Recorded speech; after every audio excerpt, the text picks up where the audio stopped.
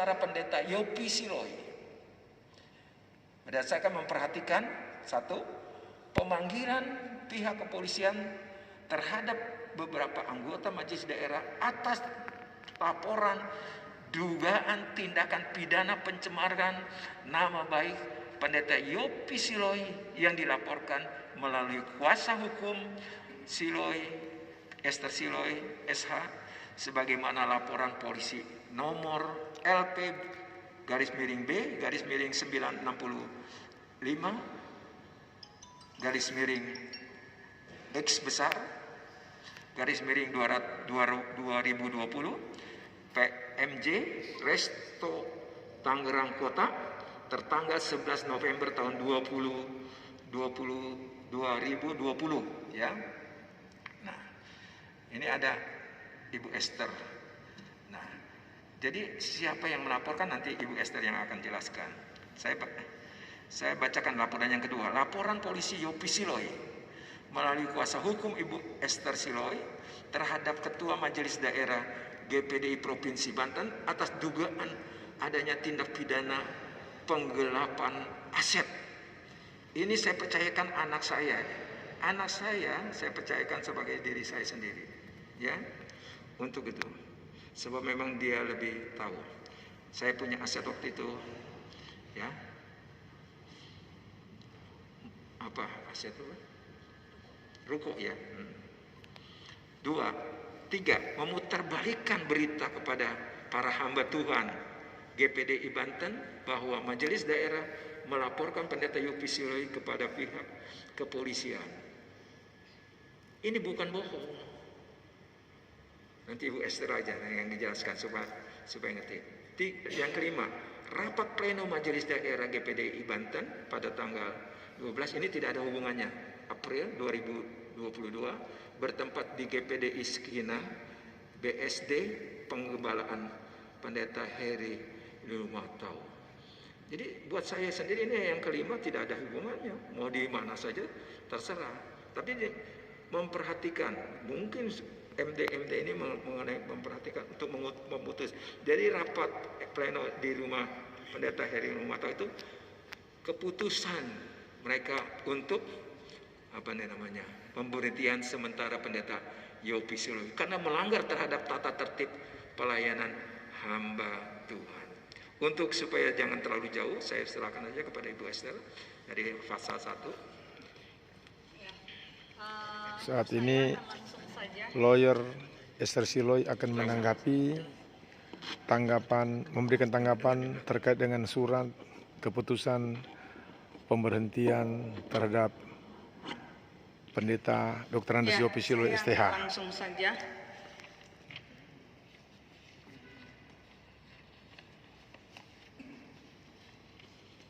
Menjawab. Ini tanggapan dari surat Esther Siloi SH. Keputusan Majelis Daerah dalam tentang konferensi pemberhentian pers sementara Pendeta Yopi Siloi. yang dalam pertimbangannya dihadiri oleh para pendukung tadi sudah Pendeta Yopi Siloi. disampaikan dan saya akan masuk di dalam hal memperhatikan.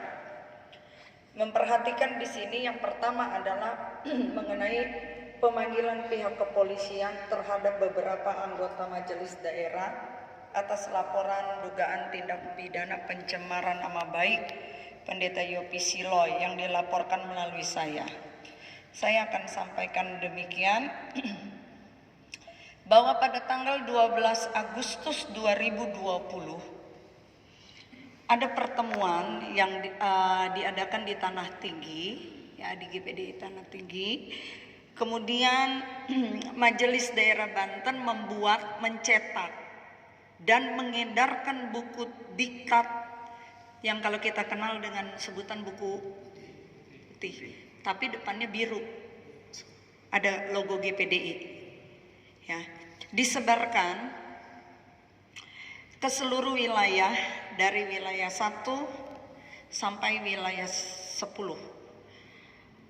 Di dalam buku itu tidak ada tanda tangan, tidak ada stempel, dan isi dari buku tersebut atau diktat tersebut secara jelas dan tegas menuduh Pendeta Yopi Siloi mengambil dan merampas aset GPDI Banten tanpa hak di dalam buku itu.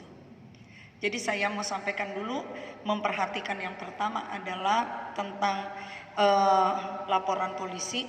Mereka yang memulai, ini awalnya. Mereka dulu yang memulai, mereka membuat, ya, kemudian buku tersebut menyerang kehormatan dan nama baik bukan hanya kepada Bapak Pendeta Yopi Siloi, tetapi terhadap keluarga dan jemaat. Karena jelas di situ menggunakan Siloi dan jemaat sebagai gembala, ya, sudah menyerang kehormatan. Nah, kemudian karena buku tersebut sudah beredar di wilayah Banten, ya, maka pada tanggal 2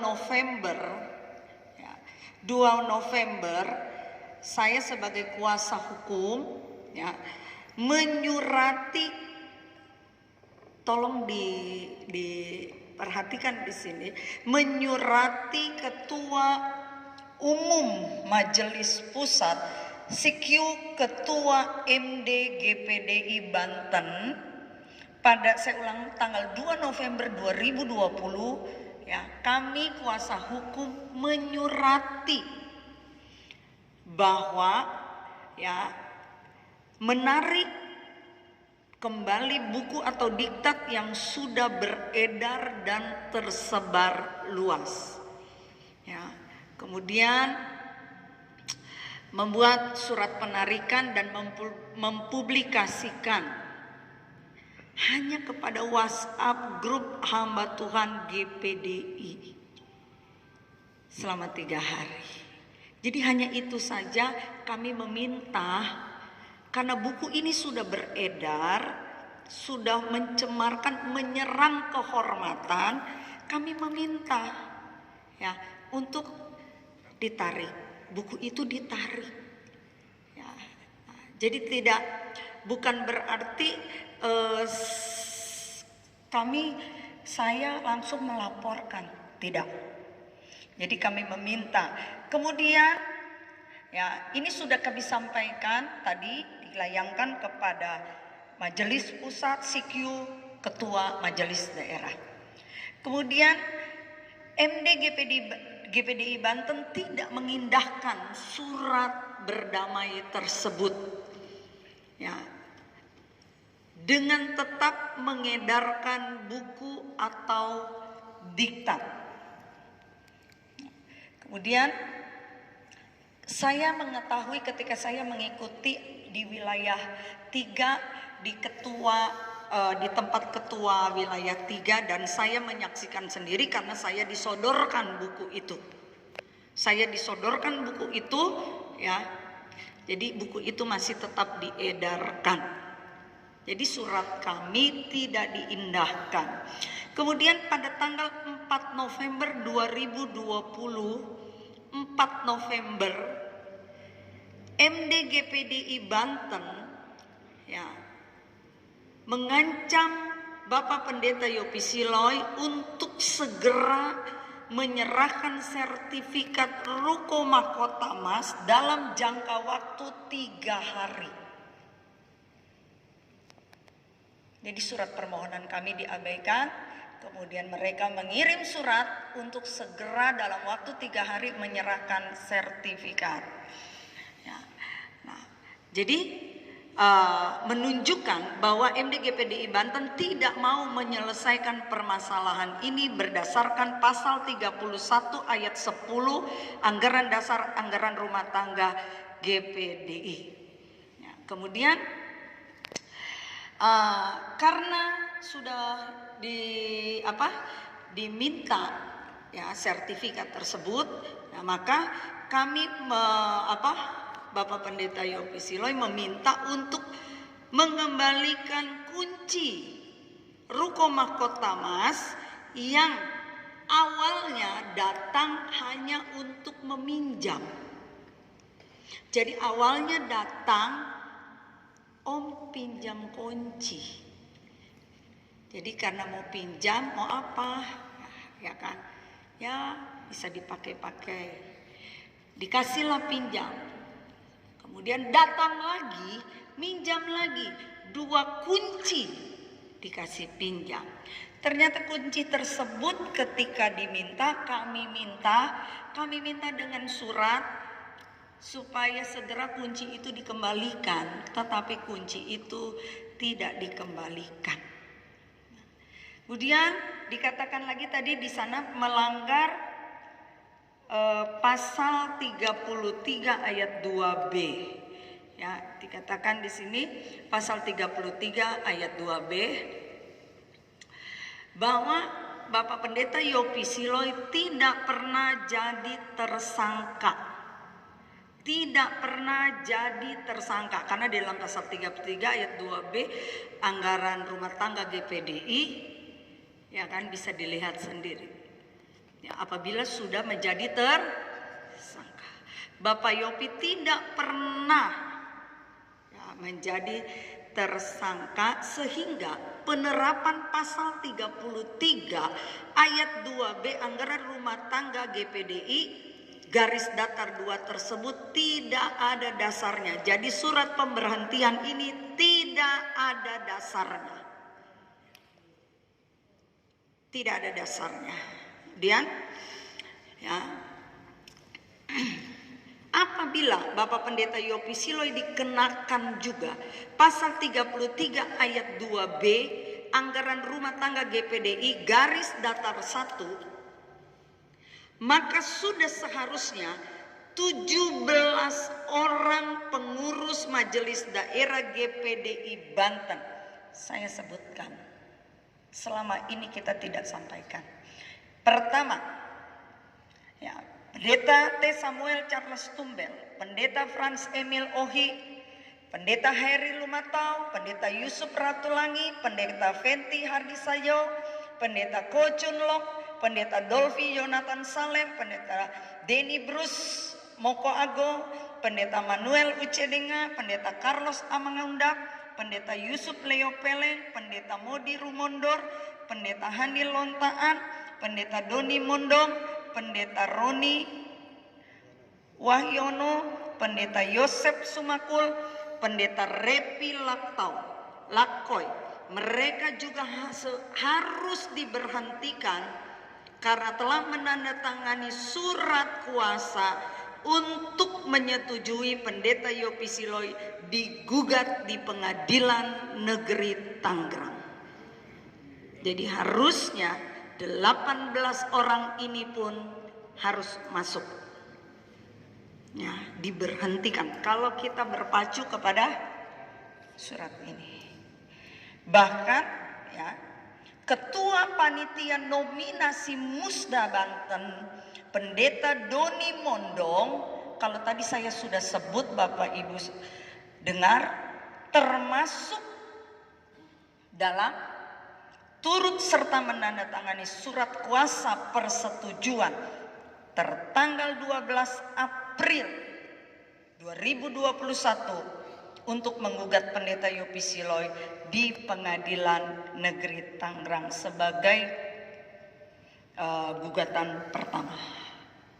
Tidak puas dengan gugatan pertama, masuk lagi gugatan kedua dan masih berjalan sampai sekarang. Dan nama-nama itu yang menandatangani. Jadi kalau kita berdasar pada surat pemberhentian yang ditujukan kepada Bapak Pendeta Yopi Siloi, artinya mereka pun semua harus diberhentikan. Haleluya. Berdasarkan ini, kita kembali kepada surat mereka. Jadi mereka pun harus diberhentikan. Kemudian selanjutnya dikatakan di sini, ya, bahwa memutarbalikan berita, memperhatikan yang ketiga, ya, memutarbalikan berita kepada para hamba Tuhan GPDI Banten bahwa majelis daerah melaporkan Pendeta Yopi Siloi kepada pihak kepolisian. Ini pada poin 3 dikatakan Pak Pendeta Yopi Siloi memutarbalikkan bahwa sesungguhnya ya, pimpinan GPDI Banten ya, justru yang melaporkan Bapak Pendeta Yopi Siloi di Polres Tangerang Kota pada tanggal 5 April 2022. Jadi yang memutarbalikkan siapa? Mereka. Ya, mereka katakan Pak Yopi memutarbalikkan, tetapi sesungguhnya mereka. Nah, kemudian di sini saya sampaikan dulu ada yang terlewat. Sedikit terlewat ya sebelum masuk yang poin 3 bahwa pelanggaran serius yang dibuat oleh ketua majelis daerah dan pengurus wilayah majelis Banten ya, pada gugatan yang pertama 470 PDTG 2021 ya, tidak mendapat kewenangan untuk bertindak di dalam pengadilan sebagaimana diatur dalam pasal 12 ayat 1B Anggaran Dasar Anggaran Rumah Tangga GPDI. Nah, kemudian pada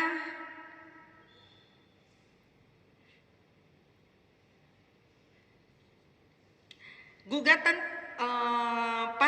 gugatan 470, gugatan pertama saja saya langsung tidak diterima oleh Pengadilan Negeri Tangerang. Selanjutnya Ketum GPDI memberikan surat mandat nomor 395 MP GPDI mandat 11/2021 tanggal 25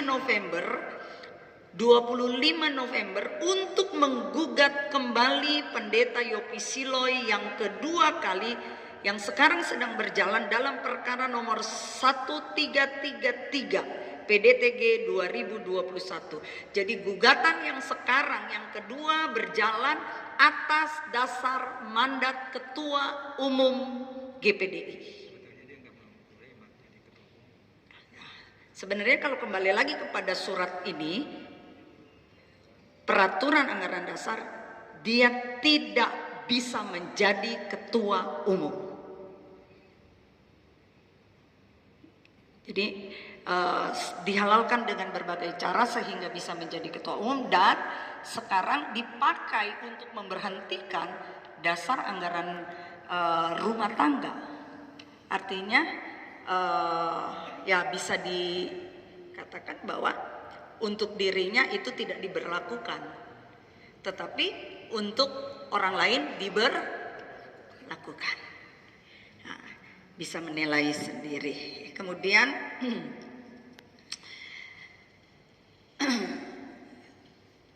menjadi pertanyaan,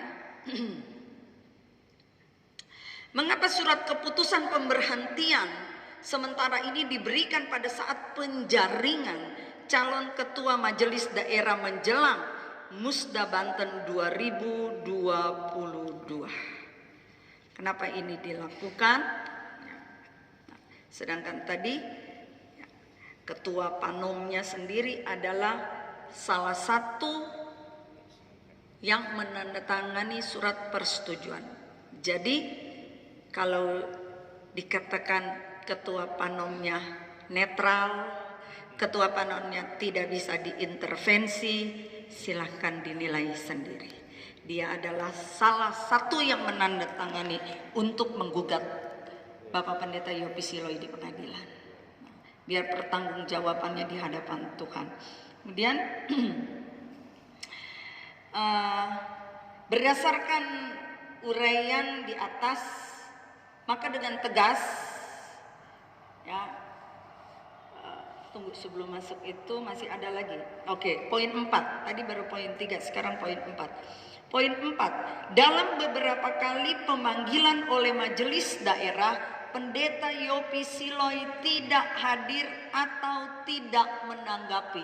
Ini satu kebohongan besar. Tidak pernah ada pemanggilan dari MD untuk Bapak Pendeta Yopi Siloi. Tidak ada. Ya, ini pembohongan besar. Pada poin keempat, tadi malam saya sudah share, bisa dilihat. Kita membahas ini jadi bisa dilihat. Ya, bahwa dikatakan dalam beberapa kali, artinya lebih dari satu kali. Dalam beberapa kali pemanggilan oleh majelis daerah, Pendeta Yopi Siloi tidak hadir. Bagaimana mau hadir, dipanggil aja enggak? Ya kan? Nah, atau tidak menanggapi, bagaimana menanggapi? Surat panggilannya aja tidak ada. Jadi ini satu kebohongan yang diciptakan dengan tujuan tertentu. Kemudian yang kelima, tadi sudah dibaca rapat pleno pada tanggal 12 April bertempat di BSD Pengembalaan Pendeta Heri Lomatau. Maka dengan ini memutuskan, ya, nah sudah diputuskan. Nah, kemudian dengan putusan yang ini saya tidak baca lagi, ya, keputusannya ada beberapa poin. Maka dengan ini pun, ya, kami, Bapak Pendeta Dr. Andes Yopi Siloi dengan tegas menyatakan keberatan dan menolak surat keputusan nomor 007 MDSK pemberhentian sementara garing 4/2022 tanggal 20 April yang dikeluarkan oleh Majelis Daerah Provinsi Banten Gereja Pantai Kosta di Indonesia karena melanggar anggaran dasar, anggaran rumah tangga GPDI dan melanggar kewajiban hukumnya sendiri sebagai pengurus majelis daerah ditolak.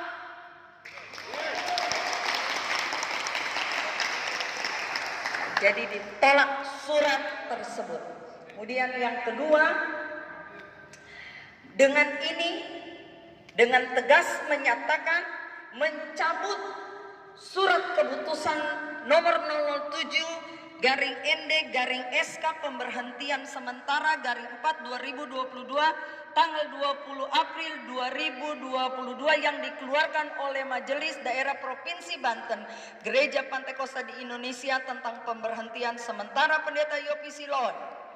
Jadi dengan tegas dinyatakan supaya mencabut surat keputusan tersebut.